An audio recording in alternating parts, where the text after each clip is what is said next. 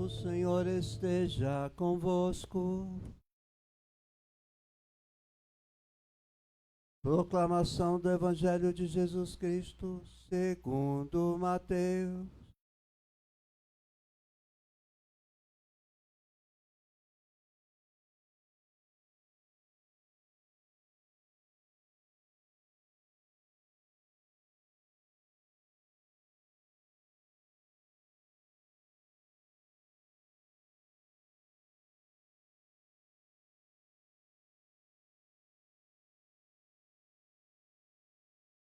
Depois do sábado, ao amanhecer do primeiro dia da semana, Maria Madalena e outra Maria foram ver o sepulcro. De repente, houve um grande tremor de terra. O anjo do Senhor desceu do céu e, aproximando-se, retirou a pedra e sentou-se nela. Sua aparência era como um relâmpago, e suas vestes eram brancas como a neve. Os guardas ficaram com tanto medo do anjo que tremeram e ficaram como mortos. Então o anjo disse às mulheres: Não tenhas medo, sei que procurais Jesus, que foi crucificado. Ele não está aqui, ressuscitou como havia dito. Vinde ver o lugar em que ele estava. Ide depressa a contar aos discípulos que ele ressuscitou dos mortos e que vai à vossa frente para Galiléia. Lá vós o vereis.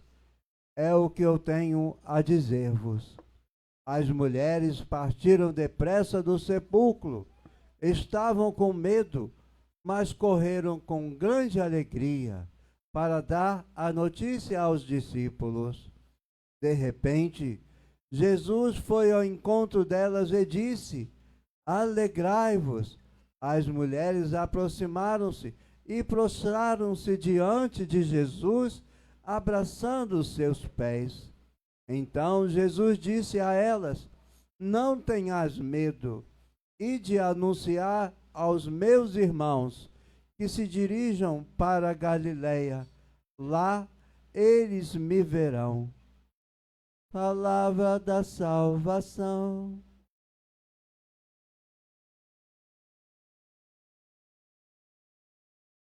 Obrigado, meu caro diácono, caros irmãos. Que bela celebração é essa que nós estamos realizando hoje, celebrando a ressurreição de nosso Senhor, a sua vitória definitiva sobre a morte, esperança também da nossa ressurreição, como nós vimos nas leituras e nas orações que a igreja faz. Nós aqui nos unimos a muitos antes que vieram antes de nós, muitos outros que vieram antes de nós, desde as primeiras gerações, primeiras comunidades cristãs. Quantos séculos ali? A comunidade primitiva celebrava assim também a vigília pascal, e nós nos unimos a eles. E por isso que eles faziam assim, iam fazendo as leituras de sábado para domingo. Domingo eles celebravam a ressurreição do Senhor, que na verdade era o 8º dia, o sábado, o 7º dia, é o dia do descanso.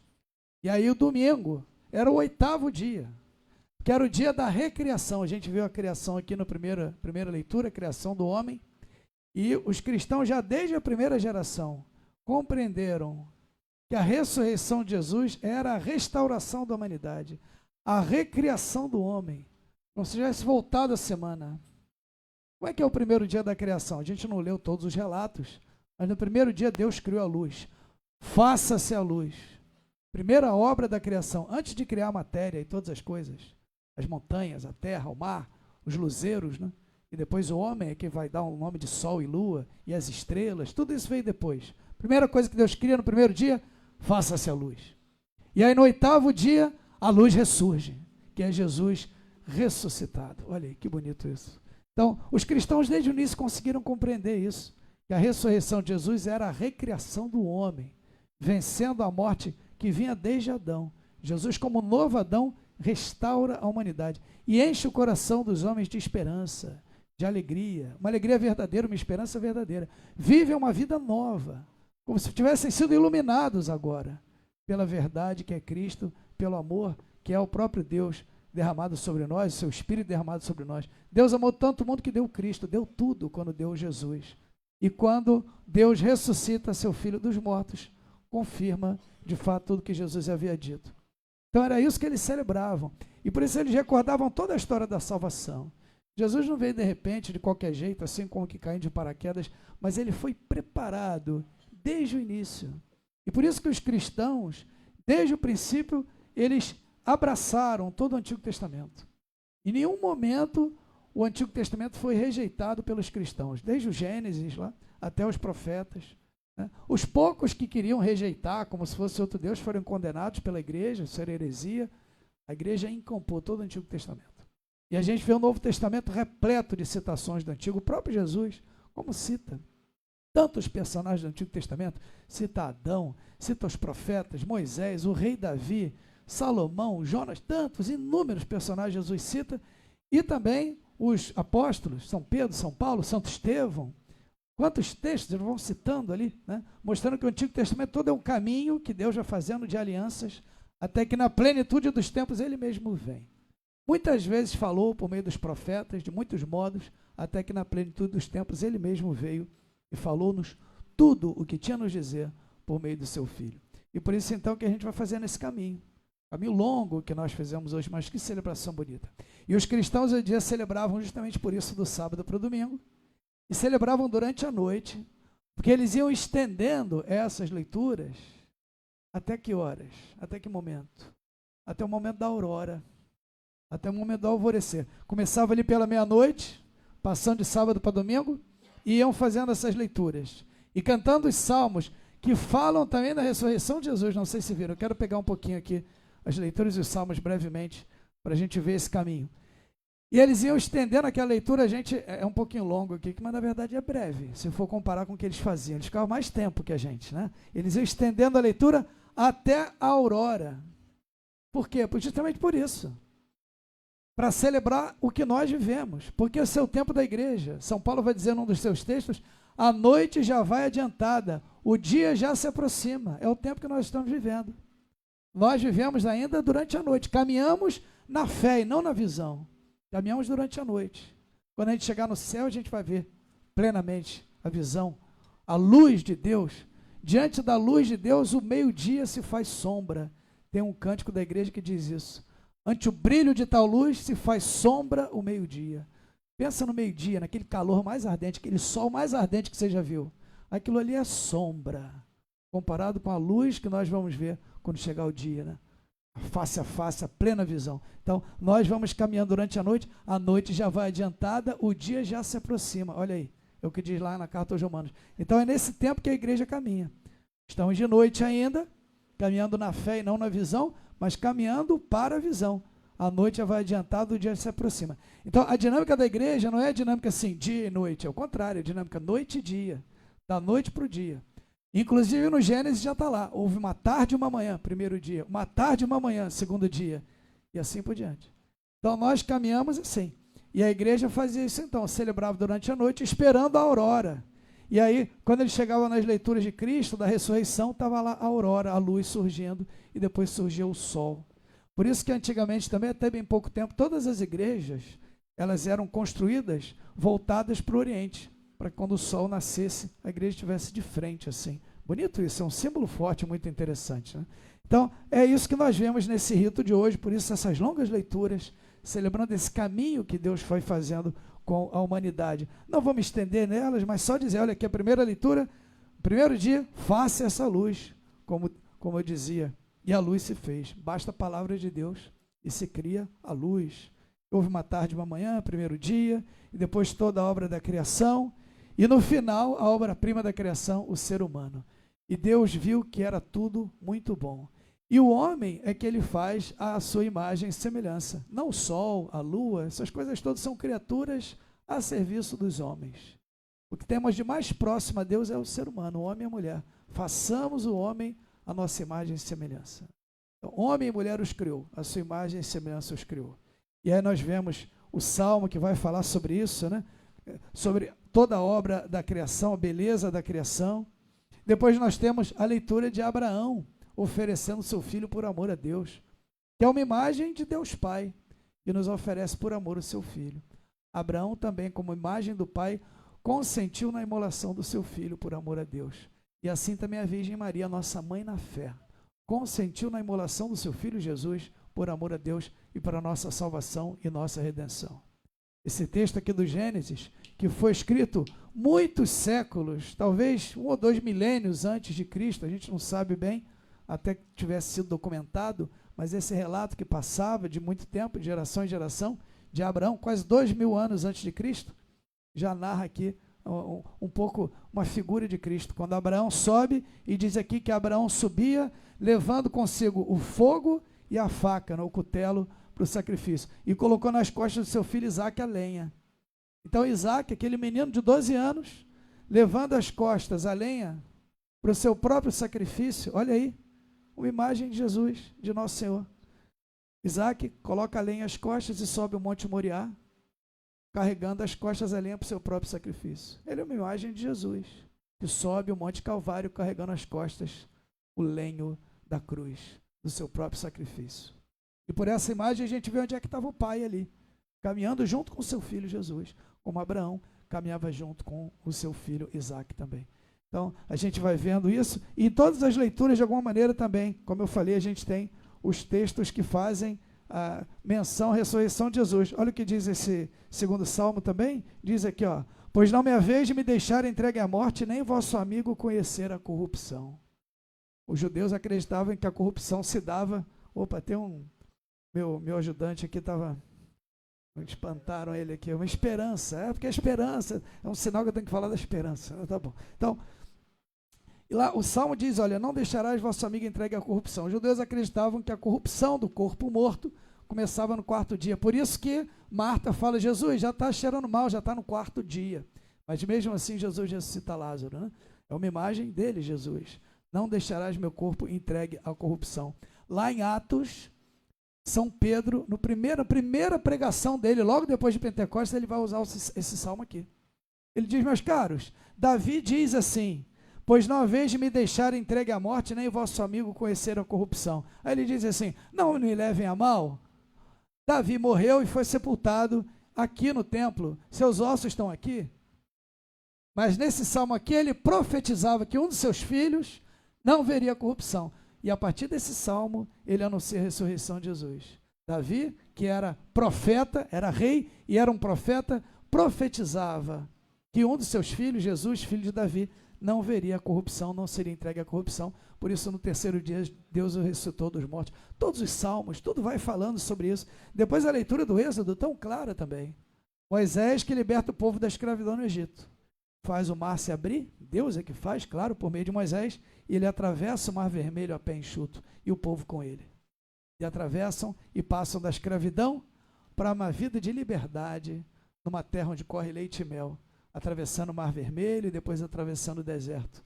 E o exército inimigo vem atrás no encalço e morrem todos nas águas. E depois o povo canta, porque Deus os libertou da escravidão e da morte. Atravessaram ali pelo Mar Vermelho para uma vida nova. Olha o sinal do batismo aí. Hoje nós temos alguns irmãos que serão batizados. É isso. Através das águas nós passamos desse mundo para o Pai. E já aqui na terra vivemos uma vida nova, sabendo que existe uma ressurreição que nos espera, uma vida eterna junto de um Deus que nos ama, que fez tudo para nos resgatar e nos restaurar. Então tudo isso aqui a gente vê também nesse cântico tão bonito aqui, logo na sequência eles cantam, né? O Deus que revelou a sua glória. E depois nós temos os profetas, que vão confirmando, não trazem nenhuma novidade depois da lei de Moisés, mas chamam o povo a voltar à fidelidade. Todos aqueles que hoje na nossa vida nos chamam a voltar para Deus, são profetas também, que estão nos convidando a voltar para Deus. E não trazem nada de novo, mas nos confirmam na fé, nos motivam a voltar para Deus, a voltar o nosso coração, o nosso pensamento, a nossa vida, a nossa conduta para Deus. E aí a gente vai vendo justamente isso. Olha aqui como fala esse salmo, né? Tão bonito. Aliás, essa leitura de Isaías, ele diz, olha, com grande misericórdia compadeci-me de ti. Como disse a Noé, que jurei nunca mais inundar a terra, assim juro, nunca mais me irritarei contra ti, não te farei ameaças. Podem os montes recuar e as colinas abalar-se, mas minha misericórdia não se separará de ti. Olha que palavra forte. Podem os montes recuar, as colinas se abalar. Os montes, as colinas, são aquilo que a gente tem de mais estável no mundo. Por isso as montanhas eram o lugar do encontro com Deus. O monte é uma imagem do próprio Deus, rocha firme e inabalável. Pode vir uma tempestade, um vendaval derrubar casa, pode vir um rio inundar tudo, pode acontecer um monte de coisa, derrubar árvore, um vendaval derrubar um monte de coisa, um temporal, uma ventania, a montanha continua lá, firme. Pode vir um raio na montanha, vai rachar um pouquinho ali, a montanha continua firme. Por isso a montanha é uma imagem de Deus, e do amor de Deus, da firmeza dele. Ele diz, podem os montes recuar, podem as colinas mudar de lugar, abalar-se, ou seja, a minha misericórdia é mais firme do que isso, é mais estável, é uma rocha mais firme ainda do que essa, né? E aí os salmos vão falando sobre isso também, e as outras leituras vão confirmando exatamente isso, né? Então, os meus pensamentos são sempre para vós, e enfim, depois o profeta Baruque vai falar também, né? Então, felizes somos nós, Israel, porque nos é dado conhecer o que agrada a Deus, né? Tens palavras de vida eterna, a lei do Senhor Deus é perfeita, enfim, tantos textos que vão nos confirmando. E Ezequiel depois fala da promessa de um novo coração, vos daria um novo espírito e um novo coração, né? E a gente vê depois o Pentecostes, o Espírito Santo dado a nós. Minha alma tem sede de Deus, desejo de Deus vivo, quando terei a alegria de ver a face de Deus? Então, todos esses textos, né, vão preparando para a vinda de Cristo. E aí, quando vem Cristo, como eu falei, a plenitude dos tempos.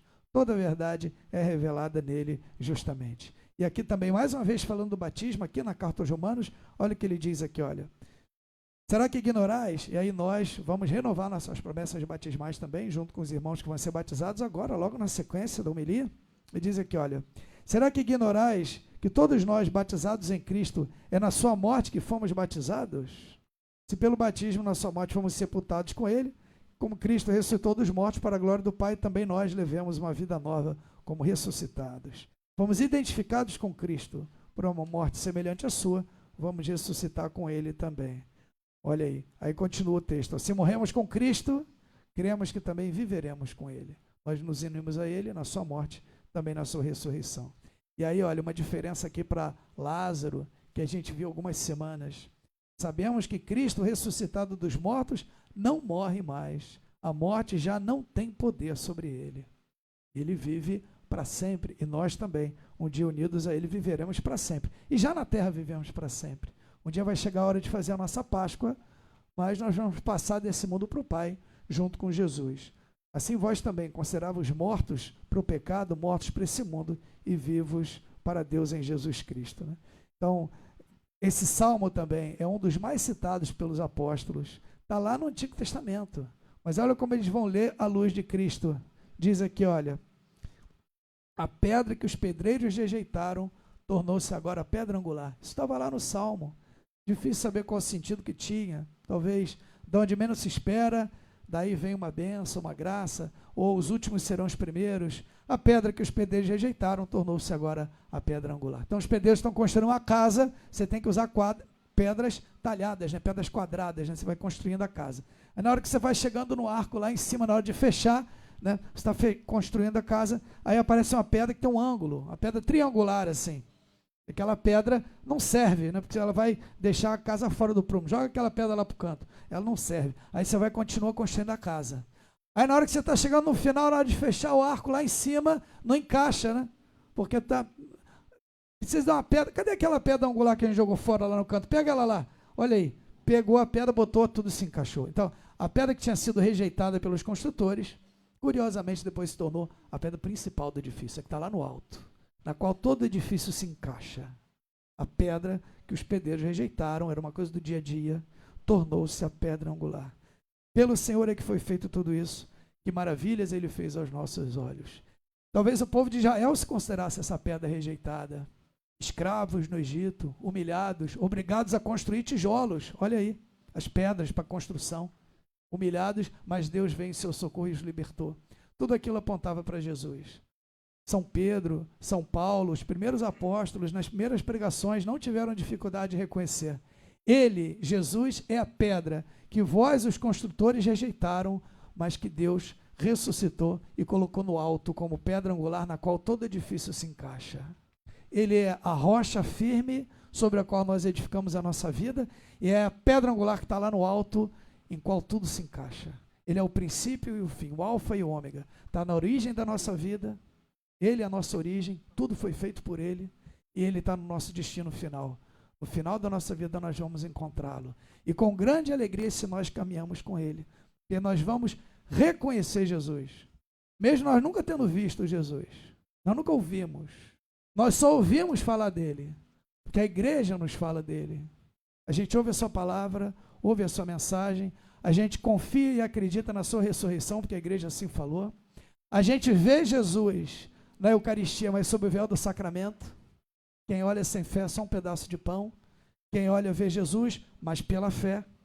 Um dia nós vamos vê-lo face a face. Mas mesmo quando nós virmos pela primeira vez Jesus, não vai ser conhecer alguém que a gente não conhece. Não, vai ser reconhecer aquele que nós sempre conhecemos e sempre amamos. E que nos acompanhou durante a nossa vida, ou que nós acompanhamos também durante a nossa vida. Então, que grande alegria de fato celebrar a ressurreição, que essa festa tenha repercussão na nossa vida toda, todos os dias do ano, até a próxima Semana Santa e assim por diante.